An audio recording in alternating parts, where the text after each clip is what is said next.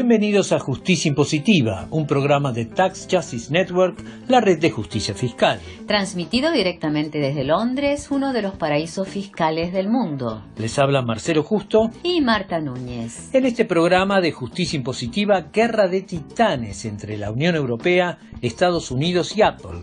Un combate con muchas repercusiones en el mundo y en América Latina. Los Juegos Olímpicos y los Paralímpicos terminaron con campeones y campeonas, pero las grandes ganadoras, sorpresa, las multinacionales que patrocinaron el evento y no pagaron un centavo en impuestos a sus ganancias. En Chile analizamos el papel de los paraísos fiscales en esa máquina de desaparecer gente que fue el tenebroso Plan Cóndor en Sudamérica. Y en nuestra breve historia de los paraísos fiscales les contaremos que aunque Gran Bretaña perdió sus colonias, ganó un imperio financiero y tuvo mucho que ver con la crisis de la deuda externa de América Latina. Esto es Justicia Impositiva, un programa de Tax Justice Network, la red de justicia fiscal. Estados Unidos maneja el 22% de la economía global, la Unión Europea el 23% y la multinacional Apple es una de las 10 más grandes empresas del planeta, con ingresos anuales de 225.000 millones de dólares, es decir, 3 veces el total de exportaciones de un país mediano a nivel económico como puede ser Argentina. Con estos números, está claro que cuando chocan Estados Unidos, la Unión Europea y Apple hacen un ruido tremendo por todas partes. Es lo que pasó a fines de agosto, el 30 para ser más precisos. ¿Y por qué? La comisionada para la competencia de la Unión Europea, Margrethe Vestager, dictaminó que Apple tenía que pagarle a Irlanda casi 15.000 millones de dólares en concepto de impuestos no abonados, es decir, por elusión y evasión fiscal. La Comisión Europea dictaminó que entre 1991 y 2007 Apple bajó de manera artificial los impuestos que debía pagar, violando las leyes de competencia de la Unión Europea, que prohíben darle tratamiento preferencial a algunas compañías sobre otras. Según la Comisión, 2 subsidiarias de Apple, registradas en Irlanda, están transfiriendo la mayoría de las ganancias que tienen en la Unión Europea a una sede que solo existe en papel y que le permite a Apple pagar menos de un 1% de impuestos en la Unión Europea. Es decir, una de las 10 empresas más grandes del planeta apenas paga impuestos en la Unión Europea. Y claro, como era de esperar, Apple y Estados Unidos pusieron el grito en el cielo ante este dictamen de la Unión Europea. Estados Unidos dijo que era un impuesto confiscatorio europeo contra una compañía de su país. Apple indicó que apelaría ante la Comisión de Justicia Europea. Y escuchen además esto, porque parece de teatro de vodevil o de comedia de enredos. El gobierno de Irlanda se hizo el desentendido y dijo que no quería saber nada con esos 14.000 millones de dólares más intereses que Apple le debía. Irlanda da como argumento que quiere proteger la integridad de su sistema nacional impositivo, dando la espalda a su vínculo con la Unión Europea. Insólito, ¿no? A un gobierno le ofrecen recuperar 14.000 millones de dólares y dice, no, faltaba más, voy a apelar, es un escándalo, no quiero ese dinero. Dinero que equivale a todo el presupuesto de salud de Irlanda. Y uno se pregunta, ¿por qué esta defensa de la simpática manzanita? La realidad es que Irlanda es desde hace tiempo uno de los paraísos fiscales europeos. Es una pieza fundamental en la mecánica que usan las multinacionales para pagar menos impuestos en el viejo continente. En tiempos de vacas gordas, muchos no se preocuparían mucho por el asunto. Pero la Unión Europea lleva 8 años de virtual estancamiento económico y la opinión pública tiene cada vez menos paciencia con estos grandes evasores. Además, si a los problemas económicos uno le suma la crisis política con el Brexit, es decir, con el voto de Gran Bretaña a favor de abandonar la Unión Europea, vemos que el cóctel es bastante explosivo. Justicia Impositiva habló con el economista alemán Markus Menzer, autor de Alemania, paraíso fiscal, quien comenzó por destacar la importancia de esta decisión de la Unión Europea.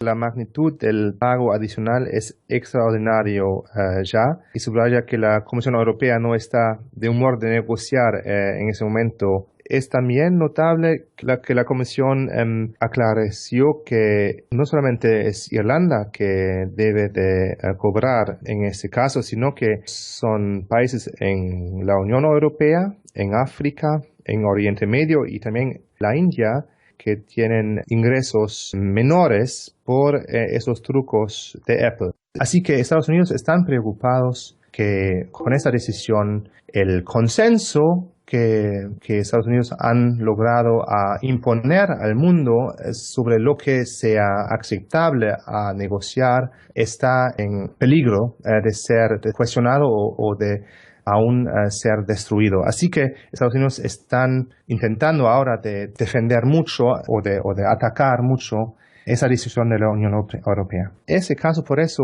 va a ahora comenzar a ser negociados ante los tribunales europeos y va a llegar finalmente al Tribunal de Justicia Europeo basado en Luxemburgo, el corte más alto de la Unión Europea. Y no anticipamos una decisión de esa corte dentro de los próximos 2 o 3 años. Va a tardar más de eso, a lo mejor hasta 5 años puede tardar esa decisión.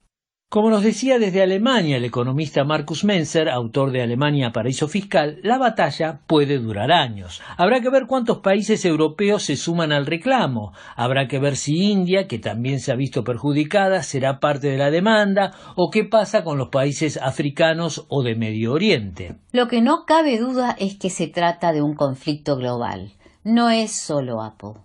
Desde el estallido financiero de 2008 se ha intensificado un fuerte debate en la Unión Europea sobre las políticas de ajuste impulsadas por Alemania. Por el momento, Alemania ha impuesto su autoridad a un alto costo, la crisis económica europea. Pero en estas cosas va todo junto, es decir, la justificación neoliberal del ajuste es que no hay dinero porque se gasta de más, o como se dice con frecuencia, porque una sociedad está gastando más allá de sus posibilidades. Pero esta no es la única lectura. Hay otra manera de enfocar el mismo tema. Una podría decir que el problema es que hay menos dinero que gastar porque se recauda menos de lo que se debe recaudar. ¿Y por qué se recauda menos? Por la evasión fiscal. No se gasta mucho, se recauda poco. Y en la evasión fiscal, las multinacionales son clave en todo el mundo. En 2014, los LuxLeaks revelaron los acuerdos debajo de la mesa del gobierno de Luxemburgo con las multinacionales. Los acuerdos facilitaban la planificación tributaria de las multinacionales en Europa como para reducir al mínimo los impuestos que pagaban usando a Luxemburgo como paraíso fiscal. Entre las 340 multinacionales que usaban este mecanismo que beneficiaba a Luxemburgo y a las empresas, pero perjudicaba a los otros 27 miembros de la Unión Europea, estaban desde McDonald's hasta Pepsi, Coca-Cola, Google, Disney, Amazon, el banco Barclays, por nombrar solo algunos. El cálculo final es que los estados europeos pierden entre 50 y 70 mil millones de euros por año con estas prácticas de planificación tributaria. O sea, Marcelo, que Apple, la del escándalo de nuestros días, no es un caso aislado. Así es, Marta. Precisamente es lo que estoy diciendo, aunque te parezca difícil de creer, me imagino. Sí, veo aquí en mis notas que la Comisión Europea está investigando a decenas de compañías. Y mira, se trata de las multinacionales más nuevitas, las más innovadoras y descontracturadas, las más cool. Estas son las que más usan paraísos fiscales. Compañías como Starbucks, Google, Microsoft y por supuesto Apple. Y la situación no es diferente en América Latina, tanto con estas multinacionales de última hornada como con otras. El especialista argentino en temas impositivos, Jorge Gallero, miembro fundador de la Red de Justicia Fiscal en América Latina, analizó con justicia impositiva qué significa el tema Apple para la región. En el campo de las multinacionales, en relación con los estados, lo que ha sucedido con Apple, es similar a mi juicio a lo que ha sucedido con los Panama Papers. Es decir, ha tomado estado público, un estado de situación límite, crítico, que es bien conocido a nivel de los especialistas, pero no tanto a nivel del gran público, que ve de qué modo desafían las grandes empresas a los bloques, ya no a los estados, sino a los grandes bloques, y de cómo se pelean los grandes bloques por los intereses de sus multinacionales. Ahora, en cuanto a los arreglos que tiene Apple en el seno de la Unión Europea, parecería más bien como algo así como el ABC de la mecánica de las multinacionales, es decir, no es un fenómeno ajeno a lo que pasa en América Latina, ¿no? No, son fenómenos muy similares, con la diferencia de que en el norte los grandes bloques pelean duramente por sus intereses respectivos. En el sur hay un pasivo sufrimiento de mecanismos contra los que los estados prácticamente no hacen nada serio. Ahora, si esto que sucede con Apple también es de hecho lo que sucede en América Latina con las multinacionales, y teniendo en cuenta los problemas económicos que atraviesa en este momento la región, este dictamen o esta gran pelea entre Apple por un lado y Estados Unidos contra la Comisión Europea puede tener repercusiones en América Latina, porque este es un primer capítulo de la pelea, recién empieza, es decir, se va a prolongar en el tiempo, va a tener un impacto mediático, puede llegar a tener algún tipo de impacto por lo menos en el debate público en América Latina. Solo creo yo al nivel de impulsar una mayor conciencia entre, digamos, el público más informado, más abierto a este tipo de temas que son bien complejos, ¿no? A nivel de los estados del sur y de América Latina en particular, a nivel de las acciones en general descoordinadas que ocurren en el sur, por ejemplo, América del Sur no tiene ningún cuerpo ni ninguna iniciativa conjunta para hacer frente a este desafío tan grave. Entonces yo no veo que al corto plazo al menos haya posibilidad de una reacción que implique una acción relevante. Jorge Gallero, miembro fundador de la Red de Justicia Fiscal en América Latina. Esto es Justicia Impositiva, transmitido desde Londres, sede no oficial de los paraísos fiscales de Europa.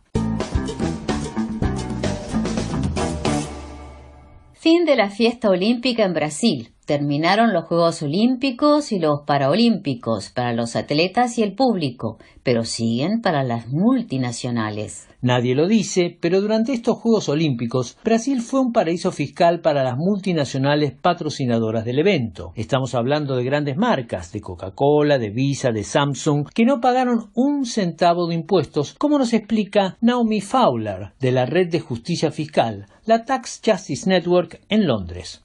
Todos los países que quieren ser candidatos a sede de los Juegos Olímpicos primero deben estar de acuerdo con que van a ser durante el periodo en que duran los Juegos un paraíso fiscal.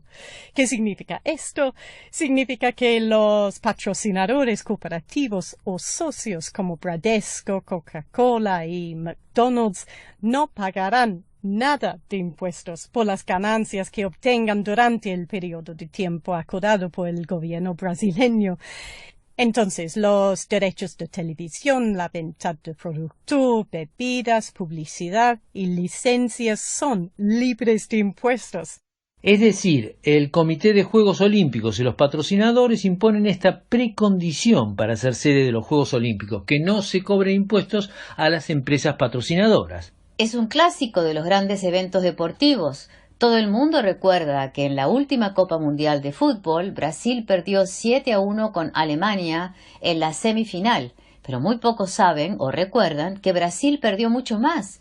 Brasil perdió en términos de ingresos fiscales como mínimo $530 millones por esta excepción impositiva que se le dio a multinacionales y organizadores. Y ojo al piojo, porque este es un cálculo conservador de lo que perdió en la Copa del Mundo. En los Juegos Olímpicos, por ejemplo, algunos calculan que la exención impositiva le hará perder a Brasil unos $1.000 millones. $1.000 millones son más o menos 4 veces el presupuesto anual del Ministerio de Cultura. Como mínimo, entonces uno podría preguntarse en qué se beneficia el pueblo de Brasil con todos estos Juegos Olímpicos. Nuevamente nos responde Naomi Fowler de Tax Justice Network. El Comité Olímpico anticipa más de $4.000 millones en ingresos totales. ¿Y para Brasil qué? Nada en impuestos. Un salto de números de turistas. ¿Y qué más? En cambio, las multinacionales y los patrocinadores cooperativos hacen lo que hacen siempre, ¿no? Evitar impuestos y usar paraísos fiscales. Naomi Fowler, de la Tax Justice Network, la red de justicia fiscal en Londres. La teoría es que los Juegos Olímpicos son una gran vitrina para un país, atraen a muchos turistas y apasionados por el deporte, las ciudades se modernizan y embellecen como pasó con Barcelona y Atenas. Pero también es verdad que los países se endeudan hasta el cuello para pagar estas inversiones. Ejemplo de manual son las Olimpiadas de Atenas en 2004, que costaron $11.000 millones. Un año más tarde se había disparado el déficit fiscal griego y los problemas se fueron agravando hasta llegar a la actual crisis económica griega, que se ha convertido en un fenómeno casi crónico de la crisis europea. Pero también es cierto que no todo se puede cuantificar en la vida, es decir, no se puede explicar todo en función de números. Hay un consenso generalizado, por ejemplo, que el deporte es bueno para la salud de la población y es también un excelente vehículo para la integración social. Los clubes deportivos que hay en toda América Latina son un espacio de inclusión y participación social y contribuyen a su manera a combatir la delincuencia y a combatir la droga.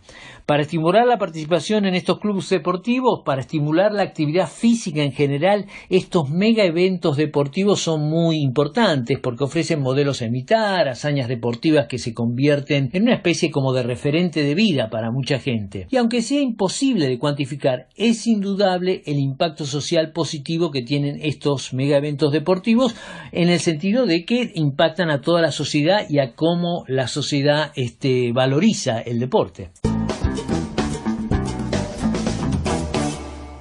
Y seguimos con justicia impositiva. Una cosa que quedó clara con los Panama Papers es que los paraísos fiscales están presentes en todas las crisis políticas que tiene hoy este atribulado planeta Tierra. Están en la guerra siria, están en el deporte, están en el cine, en las empresas multinacionales. Hay más de 200.000 empresas multinacionales que usaron paraísos fiscales según los Panama Papers. En justicia impositiva venimos haciendo un recorrido sobre la repercusión en distintos países de América Latina de los Panama Papers.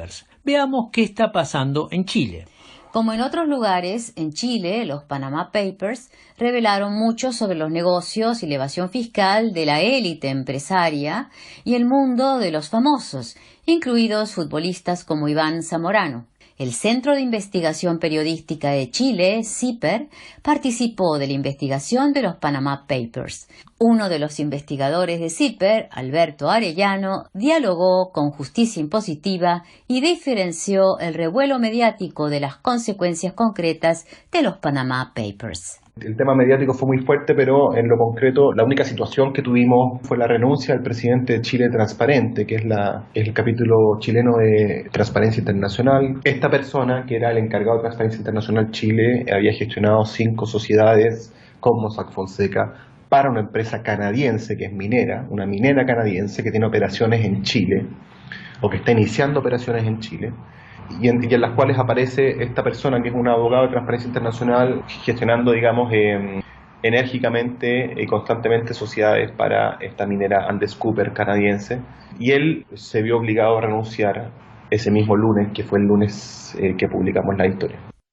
El hallazgo quizás más asombroso de Chile fue el vínculo entre el estudio Mossack Fonseca, la DINA, que era la policía secreta de Pinochet, y el Plan Cóndor. Como recordarán, el Plan Cóndor fue la coordinación de la represión entre las distintas dictaduras que gobernaban en Sudamérica en los años 70 y 80. Los servicios secretos de estas dictaduras colaboraban entre sí, y así se dio la desaparición de chilenos en Argentina, de argentinos en Brasil, de brasileños en Uruguay, uruguayos en Perú. Chile era central en esta operatoria. De hecho, el plan fue pactado en una reunión en Santiago entre la Policía Secreta de Chile, la DINA, como decíamos, y los servicios secretos de inteligencia militar de Argentina, Bolivia, Paraguay y Uruguay. El pacto tuvo lugar el 25 de noviembre de 1975, el día del cumpleaños de Augusto Pinochet.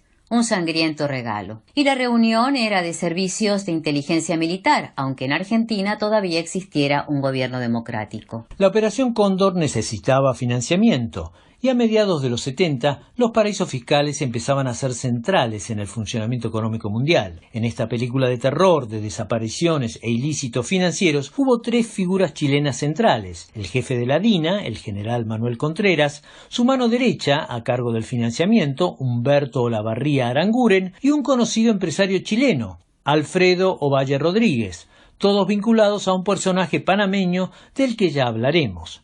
Nuevamente desde las oficinas de CIPER en Chile, Alberto Arellano.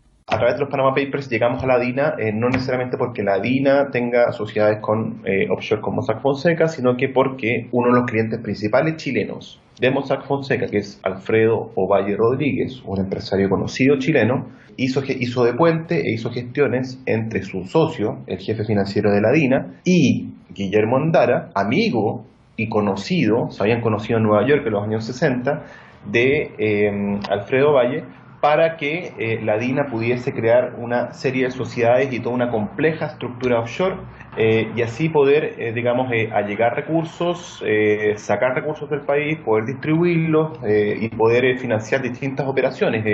Todos sabemos que parte de la operación Cóndor fue el asesinato, digamos, de Carlos Prats en Argentina o del Barón de Letelier en Washington, que son operaciones, complejas que requieren de recursos y de movilización de recursos.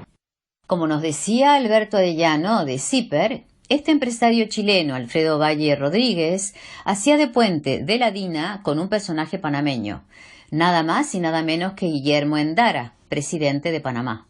Esto ocurre luego de que la invasión de Estados Unidos terminara con el general Manuel Noriega, una operación que dejó un número indeterminado de muertes civiles, más de 5.000 según organizaciones civiles panameñas y naturalmente menos de 300 según Estados Unidos. Es curioso, ¿no? Parece a veces que uno tira del hilo y todo se conecta. Los paraísos fiscales, la dictadura sudamericana de los 70, ese sangriento capítulo que fue la invasión de Panamá a fines de los 80. Es interesante además que todo este siniestro pasado no es en realidad una página amarillenta de la historia. En 2005, es decir, mucho tiempo después de los hechos, Alfredo Ovalle Rodríguez, ese empresario clave en la conexión entre la DINA y Panamá, parecía haber llegado a la cúspide cuando fue electo presidente de la Sociedad Nacional de Minería de Chile, la SONAMI. Todavía le quedaba en realidad un peldaño. Un año más tarde, es decir, en 2006, es decir, hace solo 10 años, asumió como el máximo líder del empresariado chileno, a la cabeza de la Confederación de la Producción y el Comercio. Su primera actividad como presidente de los empresarios chilenos fue asistir al funeral de Augusto Pinochet. Es decir, que la dictadura chilena en los 70s y los 80s no ha desaparecido de la escena económica chilena. En el caso de Alfredo Ovalle Rodríguez, él terminó renunciando a su cargo el año pasado, después que periodistas de CIPER lo confrontaran por sus vínculos con la DINA.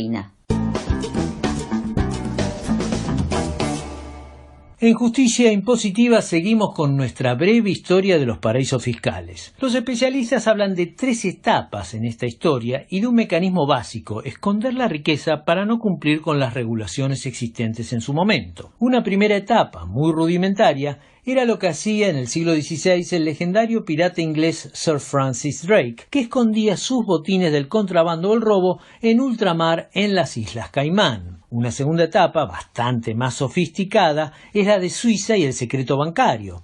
Acá un Estado, Suiza, y un sector financiero crean leyes que permiten esconder la riqueza del resto de Europa. Los suizos hicieron un arte de un mecanismo clave de los paraísos fiscales, el secreto bancario. Pero en la posguerra ocurrió algo más, un nuevo desarrollo que diseminaría a los paraísos fiscales por todo el planeta.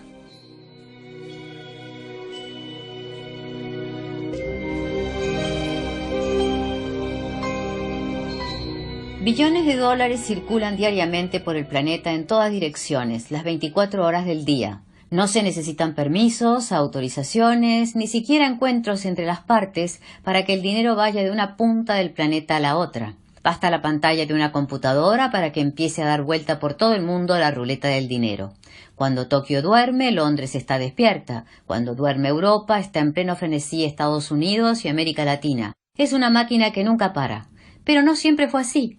El orden global, que surgió después de la Segunda Guerra Mundial, se basaba en un estricto control de capitales tanto en el mundo desarrollado como en el mundo en desarrollo. En el Reino Unido, por ejemplo, si uno quería viajar tenía un límite de dinero para llevar al extranjero. Había que llenar formularios, explicar el retiro de moneda extranjera y aceptar que había un tope.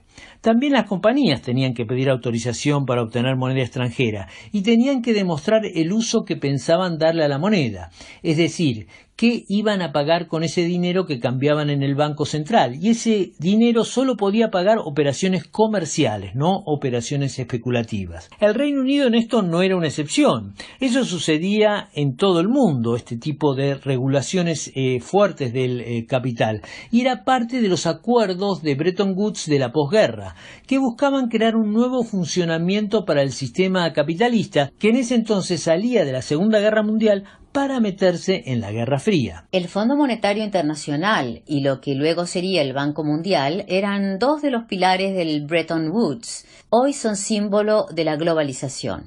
Pero en su origen, en el papel al menos, eran otra cosa.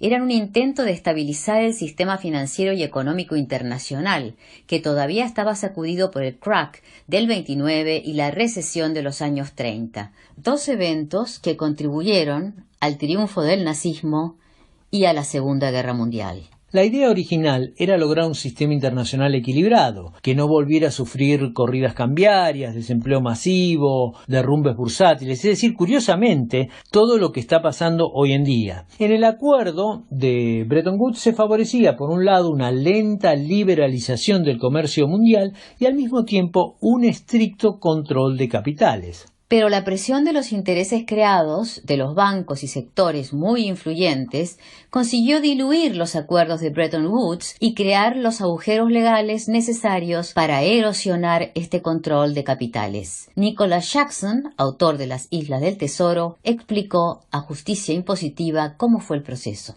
Now, the bankers, of course, didn't like this because they wanted money to flow freely across borders. A los banqueros este sistema no les gustaba porque querían que el dinero fluyera libremente para poder hacer más ganancias. Es la lógica del mundo financiero. Y los bancos de Londres fueron los primeros en hacer algo. En aquella época era muy difícil tener acceso a divisas. Había que obtener una autorización y tenía que demostrarse que era necesaria para realizar un intercambio comercial. Pero en 1956 un par de bancos empezaron a realizar operaciones financieras que no estaban vinculadas al comercio. El Banco de Inglaterra hizo la vista gorda para ver qué pasaba. Estas actividades crecieron explosivamente y tentaron a los bancos estadounidenses. Así se terminó creando un mercado paralelo llamado el eurodólar. Allí comenzó la actual globalización financiera montada sobre la actividad offshore de Londres. El Reino Unido venía de perder el Imperio Mundial. La Segunda Guerra Mundial había dejado a Estados Unidos como el gran imperio y a Gran Bretaña con una deuda inmensa. Este mercado del eurodólar les permitió rescatar algo del viejo imperio colonial y crear un imperio financiero. ¿Qué era el mercado del eurodólar? Con el fin del Imperio Británico, el dólar fue reemplazando a la libra esterlina como moneda internacional. Esto incrementó la cantidad de dólares que había en bancos fuera de los Estados Unidos, que no tenían que seguir las estrictas reglas de la Reserva Federal estadounidense y que eran necesarios para conducir todo el comercio internacional que se saldaba precisamente en dólares. En el centro de esta movida estaba un banco británico, el Midlands, que hoy es el HSBC, y que pagaba una tasa de interés superior a la que se pagaba en Estados Unidos, contraviniendo las regulaciones existentes. El control del flujo de capitales estaba goteando. La única manera de arreglarlo era una intervención del regulador. Pero como comentaba Nicholas Jackson, el Banco de Inglaterra hizo la vista gorda porque había muchos intereses creados y porque en el interior mismo del banco una aristocracia financiera le había declarado una guerra silenciosa a estas restricciones financieras. Con este mecanismo básico, Londres comenzó a traer dólares del comercio mundial. El comercio global estaba floreciendo después de la Segunda Guerra Mundial de la mano de los grandes avances de la producción industrial. Y no era una cuestión del mundo capitalista desarrollado únicamente. El bloque soviético participó también de este mercado de los eurodólares. El mundo árabe, que empezaba a disfrutar de la bonanza del petróleo, encontró un canal financiero para sus petrodólares. Nuevamente, Nicholas Jackson.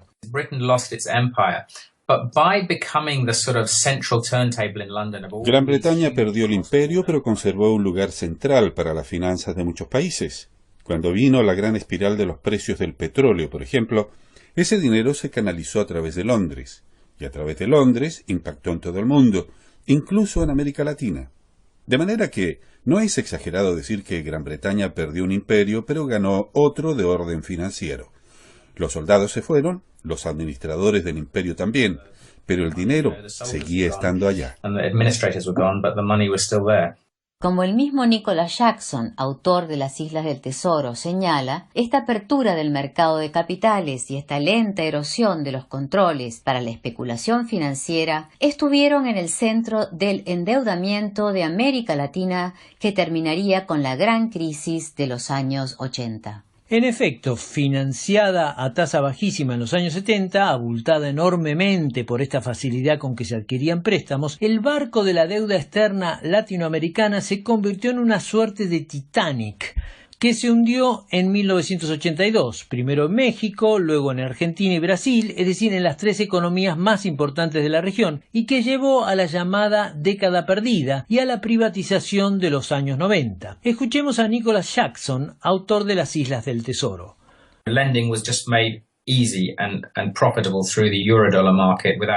Los préstamos se volvieron baratos y fáciles a través del mercado de los eurodólares. La crisis de la deuda de América Latina fue precisamente eso. Los países se endeudaban y muchas veces, en cuestión de semanas, el dinero que entraba a América Latina volvía a reciclarse en los paraísos fiscales del sistema mundial, desde las Islas Caimán hasta Suiza o Panamá, donde terminaban engrosando las cuentas de los ricos y poderosos de Argentina, Brasil, Colombia, México. Rich and powerful people in Argentina, in Colombia, in Brazil, Mexico. Nicholas Jackson, autor de Las Islas del Tesoro.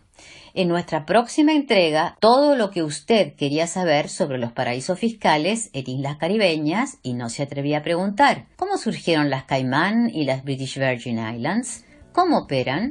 Y ahora sí, llegó el momento de despedirnos.